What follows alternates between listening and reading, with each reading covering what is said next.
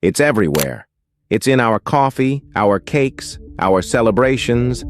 It's the taste of childhood joy and the little reward at the end of a long day. But the innocent sweetness we enjoy today has one of the most brutal and bloody histories of any product on Earth. It's a history of immense wealth, built on top of immense suffering. A history that transformed the world, funded empires, and created a system of exploitation so vast and cruel, its echoes are still felt today. This is the story of how the quest for sugar created kings, fueled the transatlantic slave trade, and condemned millions to a life of bitter hardship. This is the story of the sugar kings and the sweet taste of slavery. To understand this story, we can't start in the sun-scorched fields of the Caribbean. We have to go back to the opulent courts and apothecary shops of medieval Europe. For centuries, sugar was a secret of the East. Originally from New Guinea, where people chewed the raw stalks for sweetness, sugarcane slowly worked its way to India and Persia. In Europe, it was an exotic spice, a rare medicine, and a symbol of almost unimaginable wealth. Greek physicians wrote about it with wonder, calling it a kind of coalesced honey found in reeds. Crusaders brought back tales and tiny quantities of this magical powder, and apothecaries sold it by the gram to the super-rich, believing it could cure everything from a cold to the plague. By the 15th century, Venetian merchants controlled the flow of sugar into Europe, making it a centerpiece of royal feasts. There were tales of everything from tablecloths to cutlery spun from pure sugar, an edible architecture of power. To have sugar was to have status. It was so valuable it earned a new name, white gold. But like gold, it was scarce.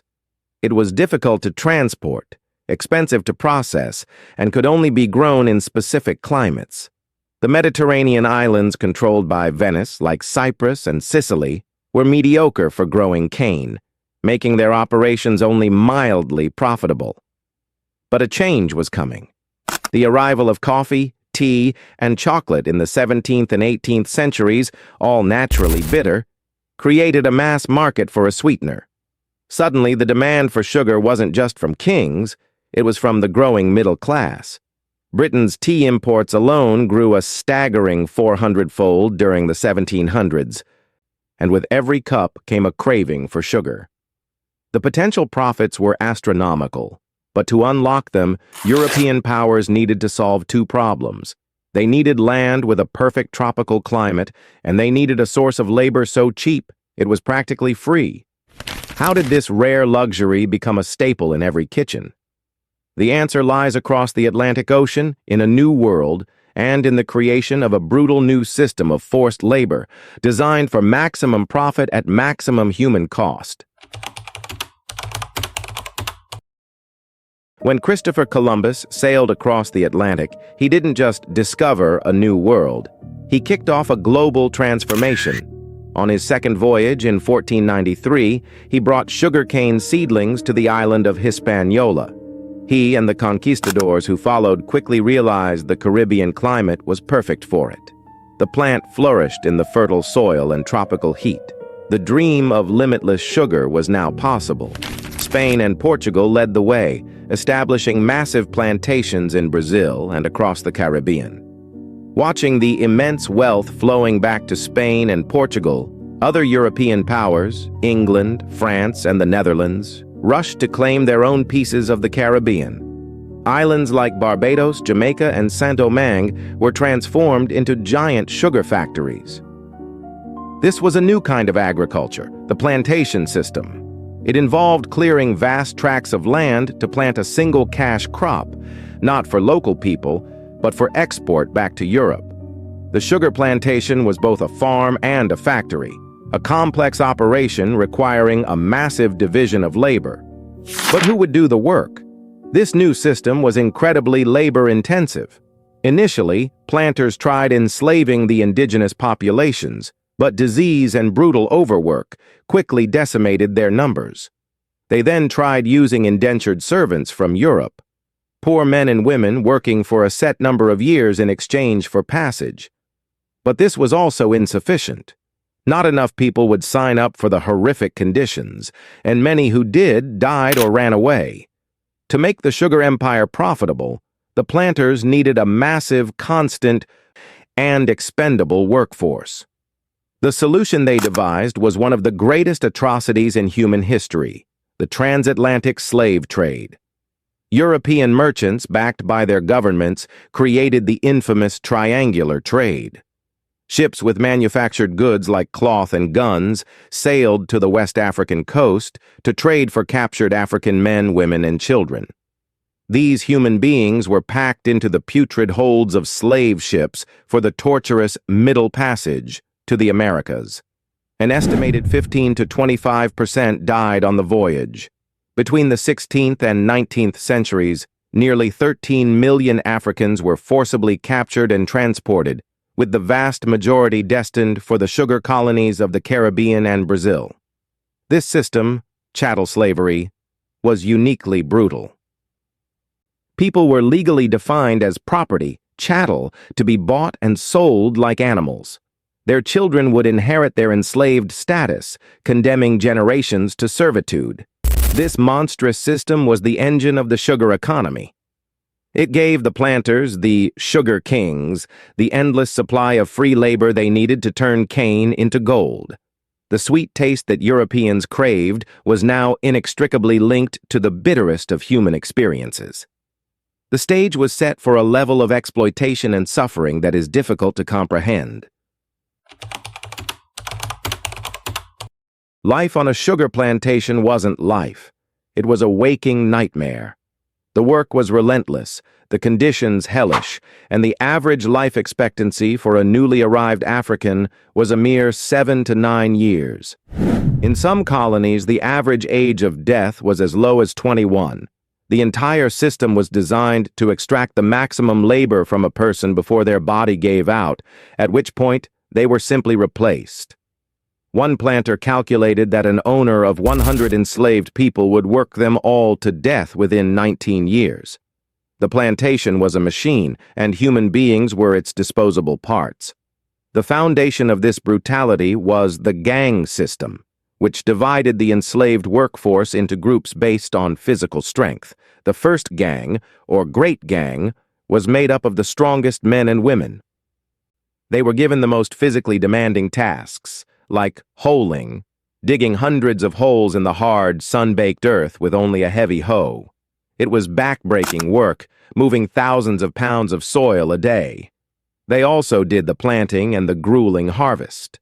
The second gang consisted of teenagers, new arrivals still being seasoned, and those worn down from years in the first gang. By their late 20s, many were so broken down they were relegated to this group. Their tasks were less strenuous but still grueling, like weeding or carrying cane trash to the boiling house. Finally, there was the third gang, made up of young children, often just 5 or 6 years old, and the elderly. Their job was to weed, gather animal fodder, and trap rats. From childhood until death, there was no escape from labor. Overseeing this was a white overseer who used enslaved drivers to enforce the pace of work. The primary tool of enforcement was the whip. The lash was a constant presence, a symbol of daily life used for any perceived infraction. The system was one of perpetual terror. The workday stretched from sunup to sundown. But during the harvest season, which could last for months, the plantation became a 24-hour inferno. The cane had to be processed within 48 hours of being cut, or it would spoil. This meant the mills and boiling houses ran around the clock. The enslaved were often split into 2 shifts, working 12 hours on and 12 off, or in some cases enduring 18 to 20-hour workdays. The harvest was hell on earth. Workers in the first gang hacked through dense, towering cane fields with heavy machetes. The leaves were razor sharp, and the fields were infested with snakes and insects. Once cut, the cane was transported to the mill. Here, heavy stalks were fed by hand into massive rollers that crushed them. Exhausted workers could get their hands and arms caught in the machinery. On every plantation, an axe was kept ready for this exact purpose, to sever the trapped limb and save the person from being pulled in and killed. From the mill, the juice was piped to the boiling house, a place of suffocating heat and steam. Here, enslaved workers stood over a series of large copper vats, stirring the scalding liquid as it crystallized. A slip or a splash could mean a horrific burn. Beyond the fields, housing was rudimentary and diets were meager, often consisting of imported starches. Many were forced to cultivate their own small plots on their only day of rest. Sickness was rampant. The human cost was staggering, a constant demographic drain that could only be sustained by the continuous, horrific importation of more people from Africa. This system of unimaginable suffering was wildly profitable.